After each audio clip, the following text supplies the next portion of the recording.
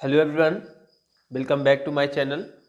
सबसे पहले आपको हम बता दें, हम चैप्टर 2 यानी सर्कुलर फ्लो ऑफ इनकम का सेकेंड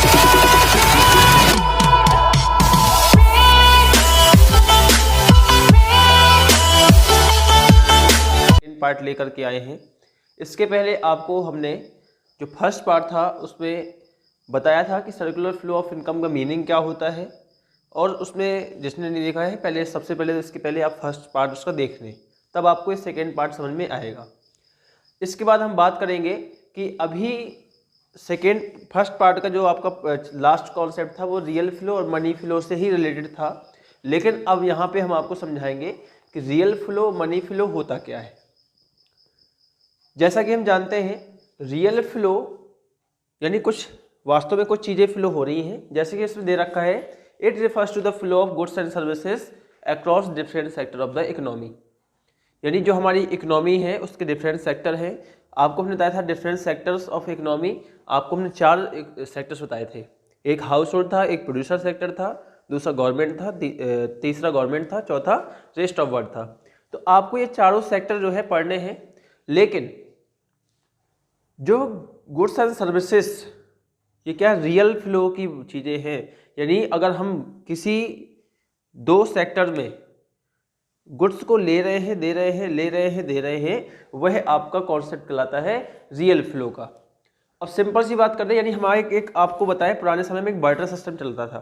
बार्टर सिस्टम क्या होता था कि हम किसी गुड्स को लेने के लिए हमें अपनी कुछ गुड्स देनी पड़ती थी। यानी अगर इस प्रकार का फ्लो होता है, गुड्स से गुड्स लेना देना, तो यह आपका रियल फ्लो कॉन्सेप्ट कहलाता है। बात करते हैं मनी फ्लो की।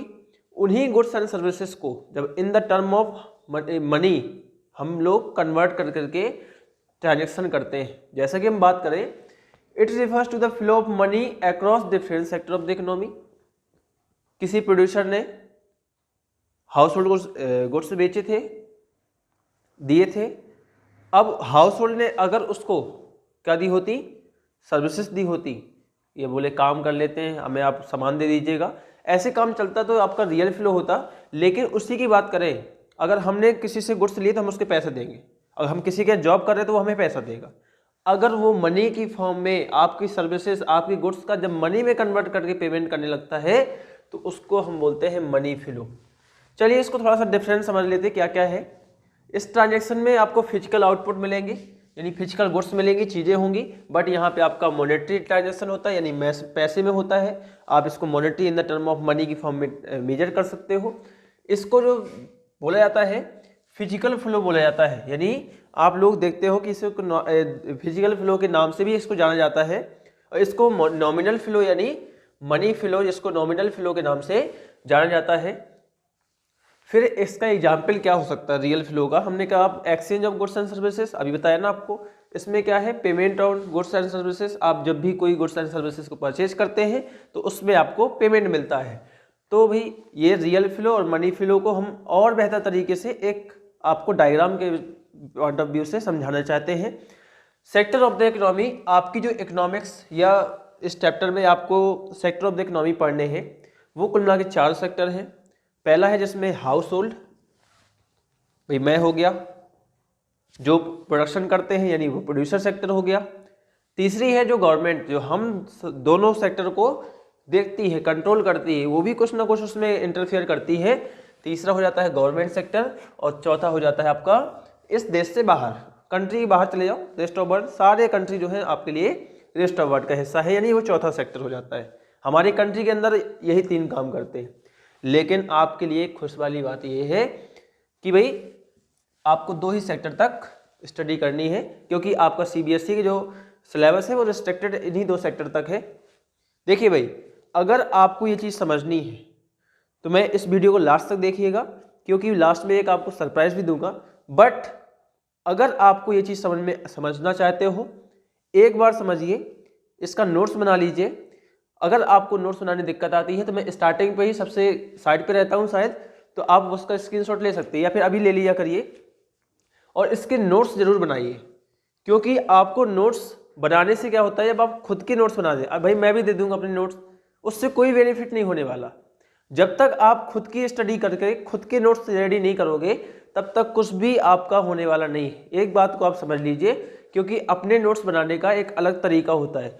हर कोई की लैंग्वेज हर किसी को समझ में नहीं आती, क्योंकि नोट्स का मतलब है आपको खुद पढ़ना है, वहाँ कोई आपको पढ़ाने वाला नहीं है। बाय द वे आपको कोई हेल्प करने वाला है, लेकिन मेरा मानना ये है कि आप खुद के नोट्स बनाते हैं तो ज़्यादा बेहतर होता है। बस क्या है, हम कुछ चीज़ें देते हैं, लगभग मैंने सारी डेफिनेशन याद देता हूँ। इसको आप डिफरेंस मान सकते हो, आप इसको 3 मार्क्स में 2 मार्क्स में आता है, रियल फ्लो मनी फ्लो का, उसको आप लिख सकते हो बेकायदा, कोई दिक्कत नहीं है। चलिए, मैंने कहा कि आपका सिलेबस जो है वो 2 सेक्टर तक रिस्ट्रिक्टेड है, जिसमें हमने कहा कि आपका प्रोड्यूसर सेक्टर और हाउस होल्ड सेक्टर 2 सेक्टर हैं। यानी एक प्रोड्यूसर है एक तरफ सारे लोग रहते हैं जो हम लोग रहते हैं। एक चीज़ इसमें प्रिंसिपल आपको ये रूल मानना है अपने समझने के लिए। मेरे हिसाब से सर चलोगे तो आपको इस डायग्राम को समझने के लिए आप एक चीज़ मानो, जो प्रोड्यूसर सेक्टर होता है उसको मान लीजिए उसके पास कुछ भी नहीं है, बिल्कुल नल्ला है। अब कुछ भी नहीं है कि मतलब उसके पास खुद की ना तो लैंड है ना खुद का पैसा है, कुछ भी नहीं है, एक आर्टिफिशियल पर्सन है। अब जो कुछ भी उसको देगा सारा का सारा हाउस होल्ड, यानी जहां तक कि उसका मालिक भी होगा ना इस सेक्टर का, वो यहीं से निकल के जाता है। अब ये मालिक क्या करेगा, बड़ी सिंपल चीज, ये 4 चीजें देता है इस प्रोड्यूसर सेक्टर को। पहला हमने देखा कि ये लैंड देता है। प्रोड्यूसर सेक्टर के पास क्या गई, लैंड गई, लेकिन कहां से गई, हाउस होल्ड से गई, यानी इसने इसको लैंड दी थी, उसकी खुद की लैंड। ऐसा मानिए क्योंकि एक आर्टिफिशियल पर्सन है। अगर प्रोड्यूसर आप बोलते हो सर मैं तो खुद का मालिक हूँ, मेरी खुद की लैंड है, नहीं। आप जब तक बिजनेस स्टार्ट करने जा रहे थे, फर्म खोलने जा रहे थे, इसके पहले अगर देखा जाए तो आप एक हाउस होल्ड थे।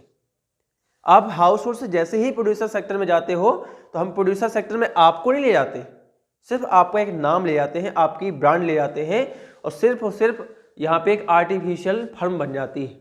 आप अभी भी हाउस होल्ड के ही हो, आप हाउस होल्ड से दूर नहीं हो। आपने क्या किया, अपने फर्म को अपनी लैंड दे दी। यानी यहाँ पे देखा जाए तो हाउस होल्ड सेक्टर ने क्या किया, लैंड दी। हाउस होल्ड सेक्टर ने ही फर्म को क्या दिया, लेबर दे दी। ठीक है भाई, 2 चीजें मिल गई। प्रोड्यूसर सेक्टर के पास लैंड पहुंच गई, लेबर पहुंच गई। हाउस होल्ड सेक्टर ने कैपिटल दिया, यानी इसको हम लोग पैसा बोलते हैं, या हम लोग बोल सकते हैं कि कैपिटल का मतलब है जो वह पैसा जो हम लोग उसमें दे देते हैं इसको। अब इसके बदले में ये हमें क्या पे करेगा, रेंट इंटरेस्ट पे करेगा। बात समझते हैं पहले। फिर चौथा होता है इंटरप्रेन्योर। अब ये आपको दिक्कत करेगा। इसका मतलब है, इंटरप्रेन्योर का मतलब क्या होता है, 2 प्रकार का। ये भी एक तरह से पैसा लगाना होता है। आप सिंपल लैंग्वेज में समझिए कि कैपिटल का मतलब भी इसमें पैसा लगाना होता है और इंटरप्रेन्योर का मतलब भी पैसा लगाना होता है। लेकिन 2 बार क्यों लिखा हमने, इसका सिंपल सी मोटिव ये है कि हमने कहा कि अगर हमने इसमें कैपिटल लगाया है प्रोड्यूसर सेक्टर में, तो ये प्रोड्यूसर सेक्टर रिटर्न में हमें इंटरेस्ट पे करेगा। और अगर हमने इंटरप्रेन्योरशिप लगाई है, यानी हम उसके मालिक बनने जा रहे हैं, तो हमें ये इंटरेस्ट पे नहीं करेगा, उस कंडीशन में हमें प्रॉफिट पे करेगा। तो सिंपल है। अब जरा सोचिए, हमने ये 4 चीजें दी थी, लैंड, लेबर, कैपिटल और इंटरप्रेन्योर, किसको दी थी, प्रोड्यूसर सेक्टर को। अब प्रोड्यूसर सेक्टर ने हमें क्या दिया, उसके बदले में लैंड के बदले में रेंट दिया, लेबर के बदले में वेजेस या सैलरी दे दी, कैपिटल के बदले में हमें इंटरेस्ट मिल गया, और इंटरप्रेन्योर के बदले में हमें प्रॉफिट मिल गया। सिंपल सी बात। अब भाई आपने लैंड, लेबर, कैपिटल और इंटरप्रेन्योर दे दिया प्रोड्यूसर सेक्टर को। अब प्रोड्यूसर सेक्टर क्या करेगा इसका, हमने कहा कि वो भी गुड्स एंड सर्विसेज को प्रोड्यूस करेगा। तो यहां पे देखिए प्रोड्यूसर सेक्टर अब फाइनली क्या कर रहा है, गुड्स एंड सर्विसेज को प्रोड्यूस कर करके हाउस होल्ड को बेच रहा है। भाई मैं एक हाउस होल्ड हूं, मैंने उसको पैसा दिया, मैंने उसको लैंड दे दी, मतलब मैं उसके यहाँ काम भी करने लगा। अब मैं वहां पे जा करके वो मेरे को यूज करके कुछ तो करेगा, नहीं मुझे पैसा क्यों देगा, वो वहां से गुड्स एंड सर्विसेज को रेडी करेगा, प्रोडक्शन करेगा, और वो प्रोडक्शन को कहाँ करेगा, उसको बेचेगा हाउस होल्ड। यानी हम लोग उसी फर्म की चीज़ें क्या करते हैं, खरीदते हैं। अब हम खरीदते हैं, गुड्स फ्री तो देगा नहीं, वो नहीं देगा ना, तो हमें क्या करना पड़ता है, उसका फैक्टर पेमेंट करना पड़ता है। जो भी पेमेंट हमने गुड्स एंड सर्विसेज परचेज करी हैं उसका पेमेंट करना पड़ता है प्रोड्यूसर सेक्टर को। और इस प्रकार से यह एक साइकिल होती है जो 2 मॉडल सेक्टर पे बेस्ड होती है। और इसी के बीच में आप अगर देख रहे होगे तो इसमें हम बोले कि रियल फ्लो किसको कहोगे और मनी फ्लो किसको कहोगे। हमने कहा आप अगर भूल जाओ कि यहाँ पे पैसे नामी कोई चीज़ होती है तो फिर इसमें क्या हो रहा होता। हमने कहा कि आप अगर लैंड, लेबर, कैपिटल, एंटरप्रेन्योर इसको दे रहे थे तो ये आपको गुड्स एंड सर्विसेज दे देता। यहाँ पैसा नहीं आया कहीं बीच में, ध्यान रखना। इस प्रकार के फ्लो को हम रियल फ्लो बोल देंगे। अब आप फर्स्ट और थर्ड पॉइंट को भूल जाइए, सेकेंड और फोर्थ को देखिए। अगर इसमें देखा जाए कि मनी कहाँ पे थी, हमने कहा कि जो प्रोड्यूसर सेक्टर था वो रेंट, वेजेस, इंटरेस्ट, प्रॉफिट पे कर रहा था हाउस होल्ड को। अब हाउस होल्ड सेक्टर क्या कर रहा है, उसकी गुड्स एंड सर्विसेज को फैक्टर पेमेंट कर रहा है, यानी जो उसने खरीदा था उसका पेमेंट कर रहा है। अगर यहाँ से रेंट, वेजेस, इंटरेस्ट, प्रॉफिट ले लिया जाए, यहाँ से factor payment on final goods and services ले जाए तो ये आपका मनी फ्लो का पार्ट बन जाता है। यानी इस सेकेंड और फोर्थ पॉइंट में आपका मनी फ्लो हो रहा है और फर्स्ट और थर्ड पॉइंट में आपका रियल फ्लो हो रहा है। तो उम्मीद है कि ये आपकी चीज़ समझ में आ गई होगी। लेकिन इन्हीं दो सेक्टर के साथ साथ आपको एक बहुत ही इंपॉर्टेंट चीज़ पूछ ली जाती है, वो है फाइनेंशियल इंस्टीट्यूशन। अब फाइनेंशियल इंस्टीट्यूशन यानी जो हमारे कंट्री में ऑल फाइनेंशियल इंस्टीट्यूशन है, जैसे कि बैंक हो गई, जो जिससे प्रोड्यूसर सेक्टर का और हाउस होल्ड सेक्टर से रिलेशन रहता है, जैसे डाकघर की बैंक हो गई, जो ऑल द कॉमर्शियल बैंक्स होती हैं, जितनी भी हमारे कैनरा, SBI, जितनी भी सारी बैंक है, वो सब इन्हीं को बोलते हैं फाइनेंशियल इंस्टीट्यूशन। यानी जहाँ से हमें पैसा मिल सके, जहाँ हम अपना पैसा रख सके। इसका क्या रोल रहता है इनके बीच में, समझते हैं। प्रोड्यूसर सेक्टर को जब भी पैसे की आवश्यकता होती है या हाउस होल्ड सेक्टर को, दोनों को पैसे की आवश्यकता होती है, तो ये लोग क्या करते हैं, इससे पैसा मांगते हैं। यानी ये इनको पैसा दे रहा है और जब जब इनके पास पैसा एक्स्ट्रा हो जाता है तो ये लोग अपनी सेविंग को इसके पास रख देते हैं। देखो दोनों एरो ऐसे जाएंगे, इस प्रकार से भी सेविंग, इस प्रकार से सेविंग। हम लोग क्या करते हैं कि पैसा एक्स्ट्रा हुआ, हमने अपनी बैंक में रख दिया। ऐसे ही प्रोड्यूसर सेक्टर भी करता है, उसके पास भी पैसा एक्स्ट्रा होता है, वो बैंक में रख देता है।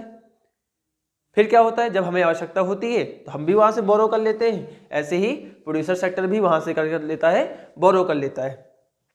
तो फाइनेंशियल इंस्टीट्यूशन का एक रोल रहता है। ये नॉर्मली क्या करता है, आपको आवश्यकता पड़ने पर पैसा देता है, आवश्यकता आपके अकॉर्डिंग चलता है। ये आपको लगता है कि मेरे पास पैसा एक्स्ट्रा है तो आप उसमें आपके सेविंग के रूप में रखाते हो।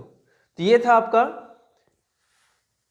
टू सेक्टर बेस्ड मॉडल, जिसमें आप सर्कुलर फ्लो ऑफ इनकम को समझ रहे थे, जिसमें फाइनेंशियल ट्रांजैक्शन। अच्छा, ये डायग्राम आपको लगभग पिछले एग्जामों में 3 मार्क्स का पूछा जाता रहा है, तो इसको आप लोग बिल्कुल 2 बार या 3 बार प्रैक्टिस कर लीजिए। और यहाँ से बिल्कुल भी सर्कुलर फ्लो ऑफ इनकम से आपका मार्क्स नहीं कटना चाहिए। बाकायदा आपको फर्स्ट पॉइंट यानी फर्स्ट ट्रांजैक्शन लिख दोगे, फर्स्ट ट्रांजैक्शन में क्या हो रहा है, सेकेंड में क्या हो रहा है, थर्ड में क्या हो रहा है, फोर्थ में क्या हो रहा है, और फाइनेंशियल इंस्टीट्यूशन का क्या रोल है। आप इन सभी चीज़ों को बढ़िया से एक्सप्लेन करिए निश्चित तौर पे। अब आपका सिर्फ 2 टॉपिक बचा है, उसको भी जल्दी से देख लेते हैं।